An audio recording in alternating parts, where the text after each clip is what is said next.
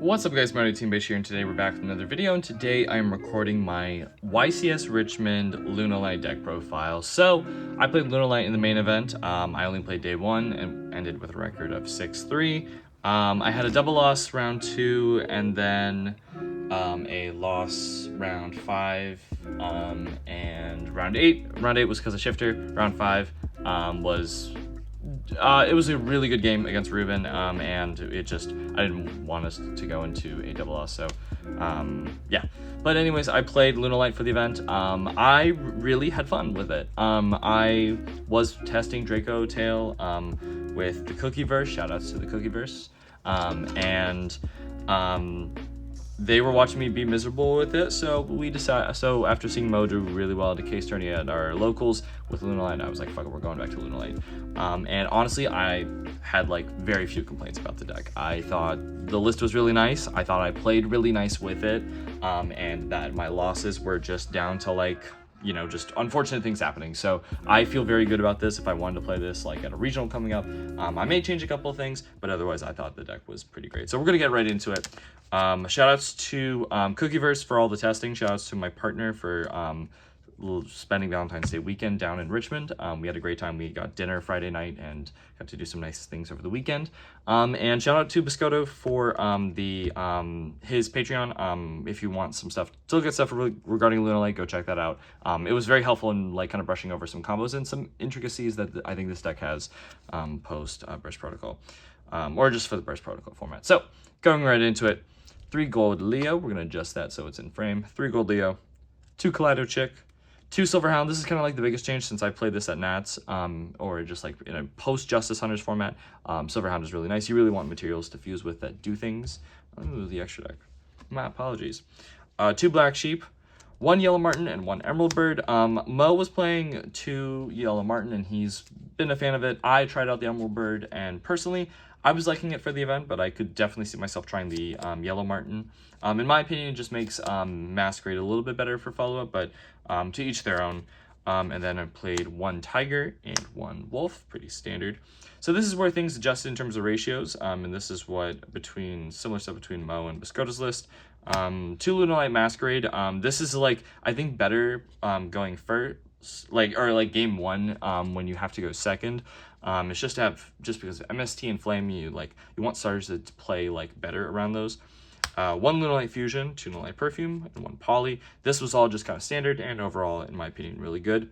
And then as far as where things differed from Biscotto's list and more what Mo and I had preferred was 3 Foolish Burial Goods with 1 Serenade Dance. Serenade Dance is a little bit of a -1, but I tried to use it in a way where anything you're pitching are things that are either like dead cards, like the other Foolishes, or basically cards that will trigger off of Serenade Dance, such as the Yellow Martin, Silverhound, etc.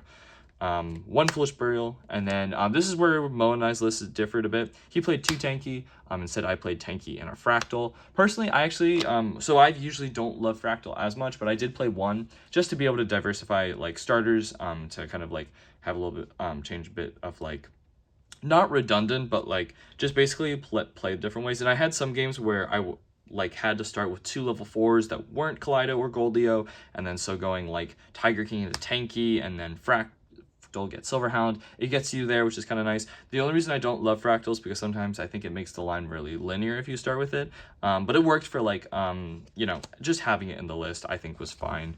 As far as things I'd changed, nothing of like the Lunalight cards I'd change per se, like the effect monsters and Poly and Perfume ratios. I think those were all great. Masquerade at 2 was pretty fine. Maybe like I'd personally be testing out like these last couple cards a bit just to like mess around and see maybe if 2 Tanky is the way, like was the way for me personally, or if like you know, more an extra Fractal or whatever, but we'll see. For the non-engine, I actually really liked the non-engine lineup for this. I had 3 Fualos, 2 Perulia. Just Molcharmies are really good in this deck. You want to draw as much engine as possible. 3 Droplet. This was nice just to be able to allow certain cards to resolve, such as your Heavy Poly. Shout out to Alistair for letting me borrow 1. And Heavy Poly was great this weekend. It also just kind of like weirdly enough gives you a play under Shifter. because if you're banishing everything, that's great. But you just have to watch out for like Burger and stuff in the Vanquish Soul matchup. And then 3 Fall on the Virtuous. This card was really nice, especially with something we're playing in the extra deck that like lets it be a little bit more like utility. And this is just good spot removal into a lot of things and allowing your cards to resolve. 40 card main, like I said, probably wouldn't change a lot, but I just maybe would be trying out like different things, just kind of slots, seeing if things needed some like testing or further testing. 2 Liger Dancer, 2 Leo Dancer, and I played the 1 Panther Dancer just because I really like being able to summon the Leo Dancer off of Lunalight Fusion or even Heavy Poly, and also for some goo that we're going to be going over later. 2 Perfume Dancer, this is maybe something that could be bumped up to 3. It didn't necessarily come up where I was running out of sends off Liger. I had to like think about it more, but I think the 3rd one would have been nice for flexibility's sake, and also if you resolve Heavy Poly, you get into a grind game. For the XYZs, we have 1 Tiger King, 1 Baguska, and 1 Dugaris. Pretty standard. I didn't feel the need for like Dempsey or something to be able to trigger like Yellow Martin or Emerald Bird, so like these were overall fine. For the links, we have 1 SP Little Knight and 1 Cross Sheep. You're just standard kind of utility and engine stuff. And then for the Fallen and the Virtuous targets, we played 1 Albion the Branded Dragon.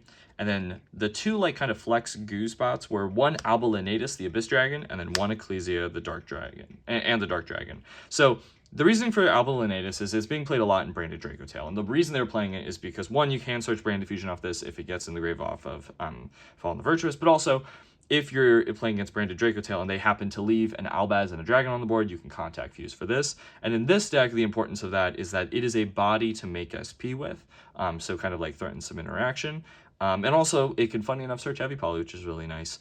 And the reason we're playing Ecclesia the Dark Dragon is Panther Dancer is a level 8. So if you send this off Heavy Poly or like Kaleido, and then you need like a way to out something, you can go like Kaleido plus Ecclesia is 2 spots of Kaleido plus Fall in the Virtuous is 2 bits of removal, which is kind of cool. So I would like probably keep this slot and maybe swap this for a Perfume Dancer since it didn't come up as much.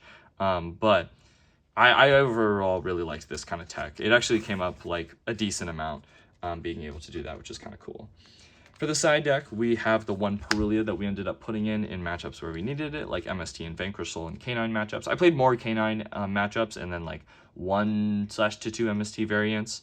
3 Ash Blossom Joyous Spring and 3 Impulse as our like hand traps. These are also some of the cards I was putting in going first. As you'll see later, the other 2 cards I put in. But these are like just generically good and kind of like our board was overall very good. Like if we went first, like establishing double Liger or like Liger Baguska, SP, and Silverhound Negate is a lot for your opponent to deal with. And what Mo was stressing to me, and I ended up agreeing with, as we were like as he was helping me build the side deck, was basically you don't need a lot to side in going first. You this should be enough to where it's 2 forms of interaction that plus the board you should already be making should be enough for your opponent to deal with. 3 Double Cyclone, just for the Draco Tail matchup. I played no Draco Tail day 1, which is kind of crazy to me. But it also just like allows your cards to resolve into MST and Draco Tail, and it also outs things like Di-Fi. 3 Book of Eclipse, this was the flex spot that we sort of had, or that I sort of had for like the K9 matchups, and I used it against VS. It came up a couple times, but I wouldn't be against changing this for something else. What I would change it for, I'm not necessarily sure yet. So this is maybe like the spot that I would test for the future. And then our like 2 guaranteed going first cards is 1 copy of Masquerade and 1 QCR called by I picked up at the YCS. So these are replacing the 2 Perulia in the main, and then this is for the Fuas and then the Heavy Polys. Or you could like do like something like these, like maybe this is a going first card that you could find, but otherwise I thought like these were kind of the important things to side in on top of the Ashes and the Impulses, and overall having the extra engine and the call by to be able to side in was quite nice. And it just allowed like our engine going first to be a little bit more like resolve as much as possible. So that's it for the main deck. Overall, I had a great time at YCS Richmond.